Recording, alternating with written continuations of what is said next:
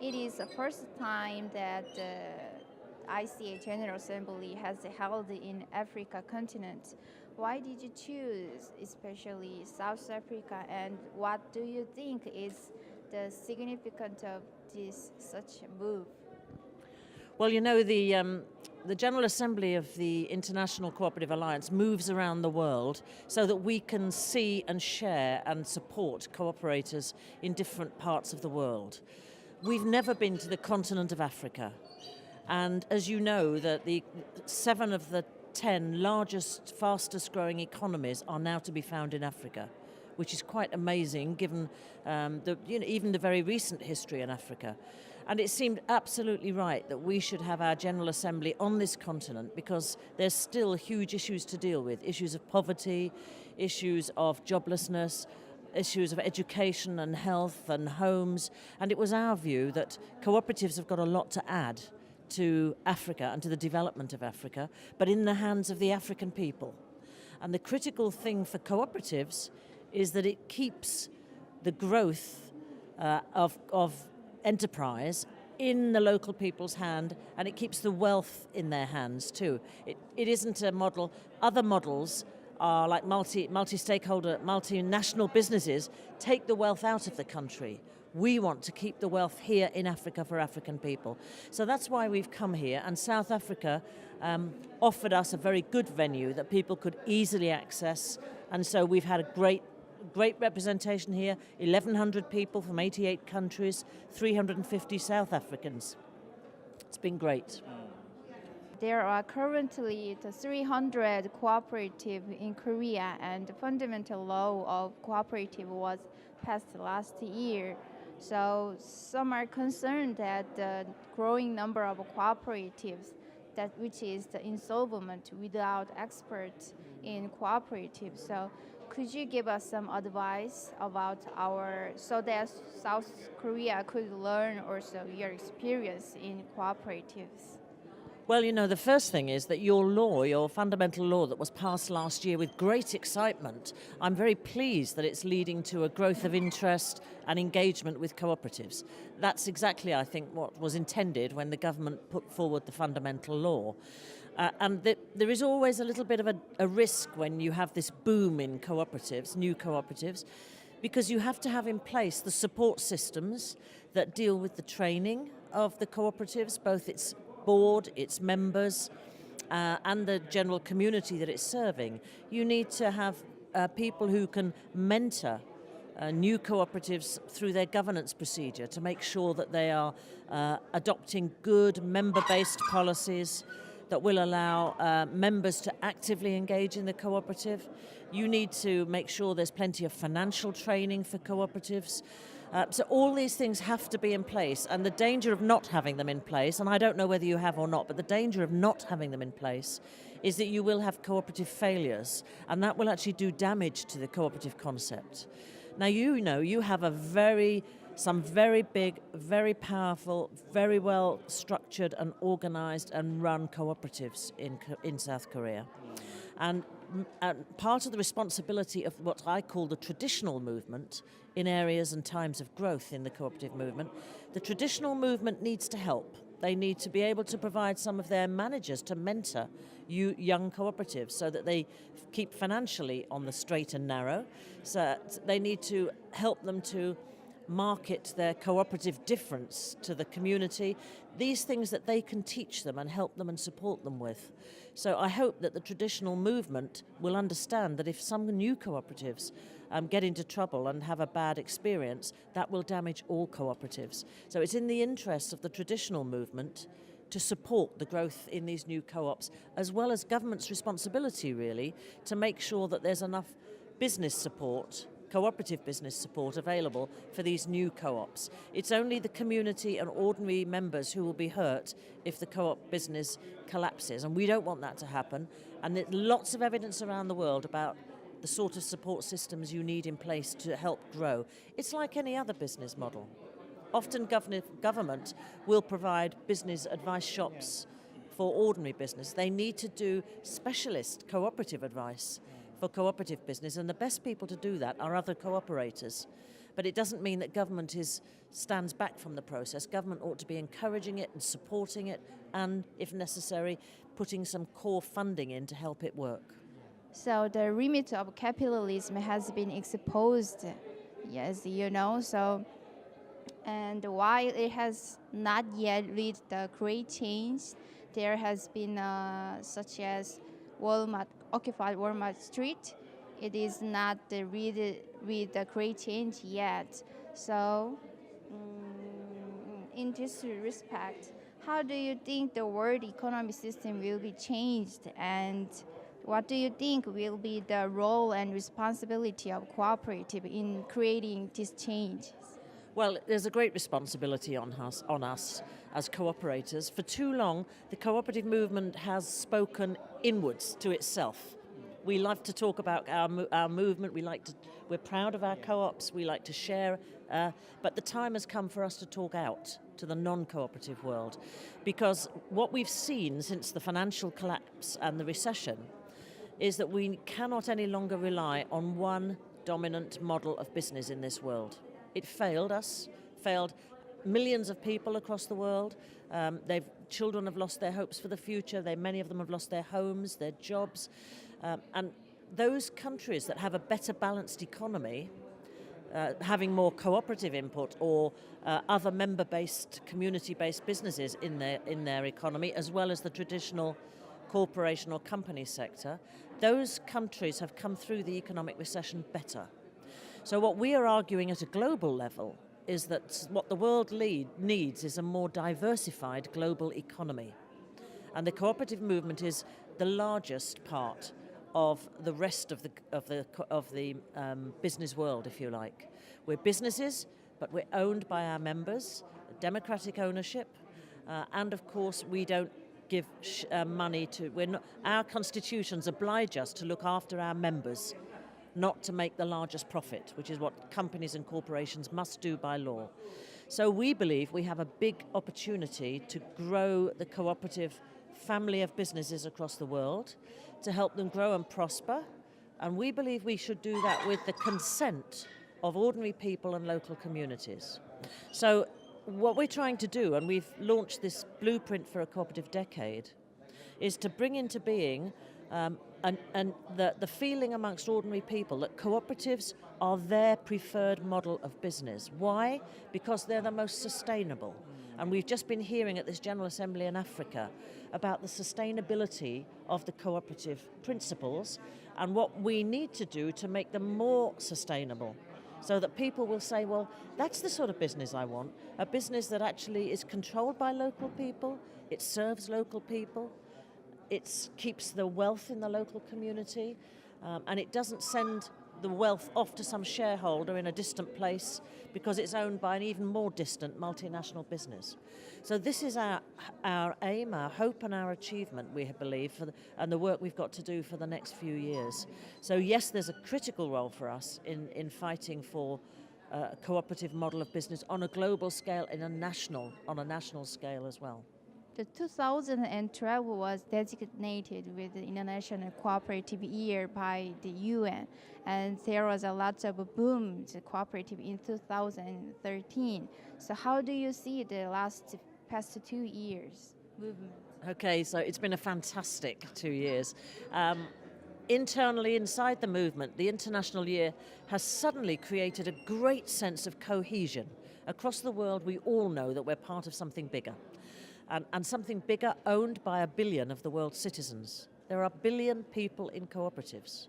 Why? Not because it's some dream, because they're idealists, because it puts food in their children's mouths, and it puts homes for their family, it gives them jobs, it grows their food, it banks their money, it insures them when other traditional bankers and insurers wouldn't. So these are the things that matter. We are part of the real economy, which is the grassroots economy on which people across the world depend.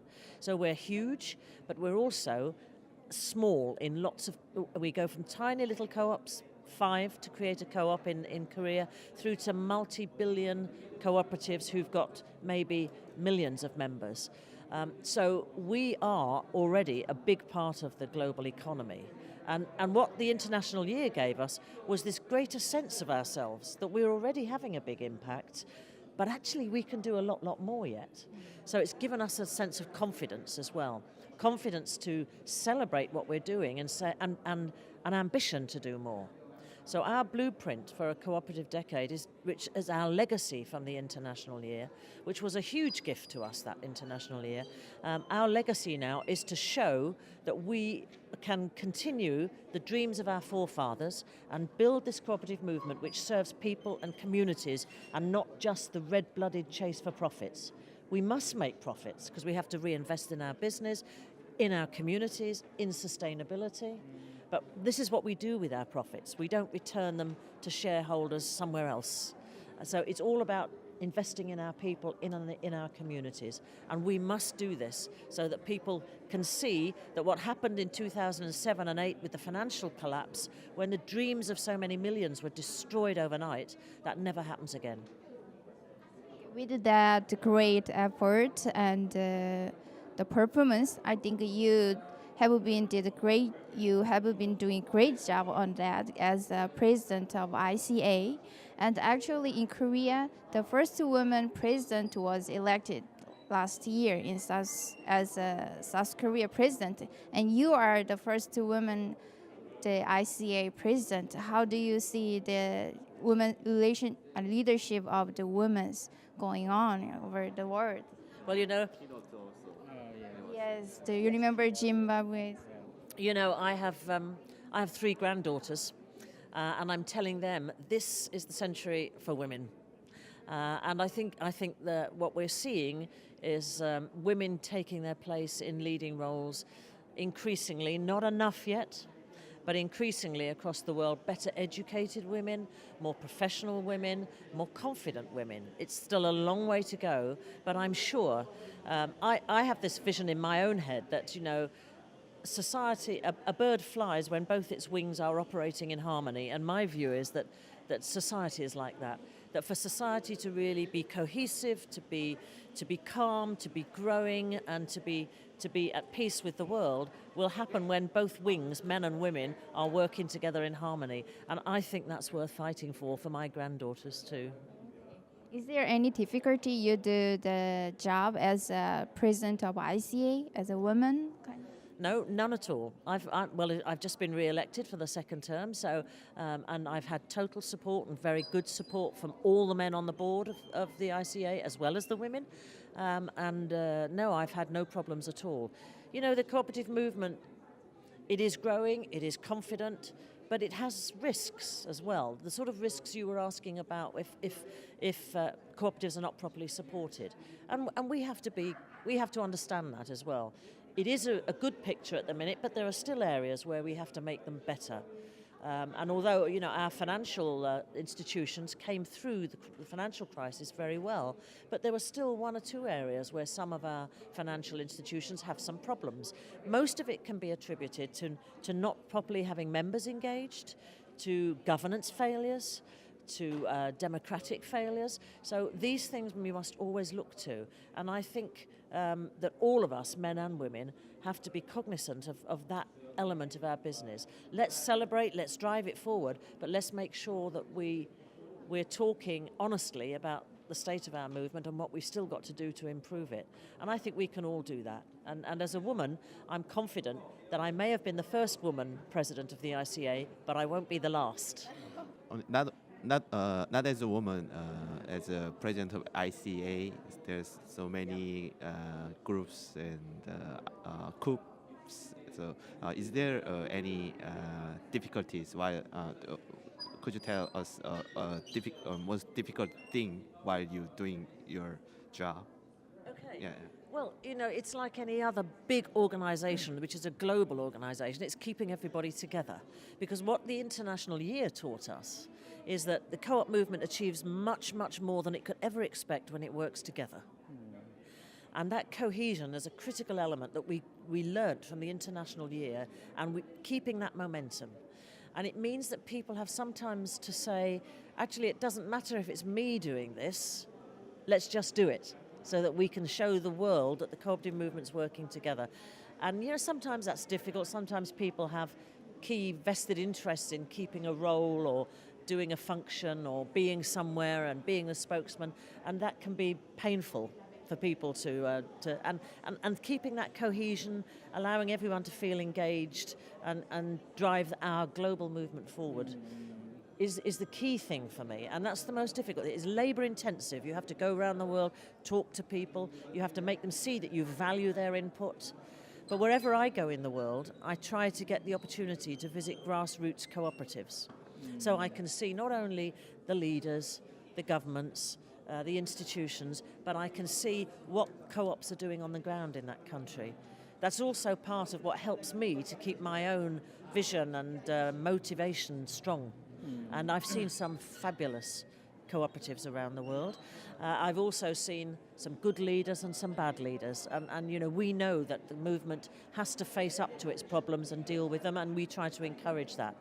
But on the whole, the picture is extremely powerful at the moment, and it's growing, and as long as we can keep it growing well and in line with our principles. Some people forget about the principles. They talk about ethics and the social agenda. Cooperatives, the cooperative difference is about member ownership, it's about our principles. Lots of multinational businesses will talk about ethics and social agenda. Our real unique identifier is our principles, on which our member ownership, our democracy, our concern for community, all those things are deeply rooted. Yes. Okay, I have one question. So I heard about the ICA meeting. Everyone ever heard that some people's concerned about ICA meeting, cooperative people or delegates from Western country take an initiative instead of third countries. Instead of? Third countries, Okay. yeah. How do you think about that? Actually, the role of the Western countries is diminishing, actually, in the cooperative sense, because when you look at the growth of cooperatives, initially, of course, the cooperative movement came out of Europe. So Europe is the most developed part of the global movement. It's still largest in terms of the size of their businesses, but not only, because Japan has some huge cooperative businesses, Korea has some huge cooperative businesses. India is the largest country by its number of primary cooperatives, 600,000 primary cooperatives in one country. It's huge. So now, as we look at the representation across the world, it's clear that we're almost getting to a third, and a third. A third from Europe, a third from Asia Pacific, and a third from the Americas. And that's increasingly where the growth is coming, from the Americas and from Asia Pacific. Yes. So, and Africa is the smallest still. So I think the dominance of Europe is beginning to recede, and it will be better balanced going forward. Inevitably, still Europe is just the biggest. Just the biggest, but I know that the Americas are saying, very soon they'll have more cooperatives than Europe. So it's a healthy competition, but what we want is to make sure, because that the movement stays together, because we have so much more in common than we have dividing us. And we try to find ways between the difficult issues, the issues of climate change and how you deal with agriculture, which differs from Europe to North America to the developing world. So we need to sort that out, really, and we work hard to try and keep our people together, because we don't work at the two things that the cooperative movement do not consider and do not allow to intrude in our movement is religion and politics. So we keep those things entirely out of our discussions. We're about how cooperatives can help people wherever they live, whatever part of the world, whatever part of a country. And how do you see this year assembly? Is it great doing till? How do you think about it? It's been a great assembly, I must say, and big in terms of its size, 88 countries, 1,100 people from around the world and 350 South Africans, huge. So it's been successful. It's a great place to be. Cape Town's lovely. And of course what we're doing here is looking at the first building blocks in our blueprint for a cooperative decade. And we're presenting the first initiatives, and what will then happen is concrete work will now start to drive the blueprint for a cooperative decade forward, so that by 2020 we can see cooperatives as the fastest growing model of business. And I mean model of business and growing. Growing is a difficult concept. People think of that as just growing despite the climate change or the environment. That's not how we see it. When we talk about growing, we're talking about sustainable growth that takes into account things like relations between suppliers and producers. It takes into account the defeat of poverty in the community. It's about protecting the climate and supporting ecosystems, and it's about making sure there's enough growth to make sure that we protect our communities from deprivation. We need to provide jobs. You know, all that. It's a much more rounded, holistic picture of growth than the traditional one, which is all tied up with the rapid growth regardless of anything. We totally reject that approach. And one of the things we're doing here is starting to develop a new concept of growth that cooperators and those engaged in sustainability can come together and say, this is the right approach. It's not about efficiency, i.e. profitability at all costs. It's about growth based on a much more holistic view of our sustainable future. Is there any last comment to the Korean cooperatives? Well, I would just say, first of all, you have some great traditional cooperatives, you have some great new growing cooperatives, and I wish you all the luck in continuing that work. Try to make sure you've got the support systems so that the trouble with the co-op movement around the world is if one fails, we're all called cooperatives. It affects us all. So the key thing is to make sure your cooperative remains based in your members, that they control your governance, and that you are a well-governed, well-run cooperative. And good luck. Thank you. Thank you.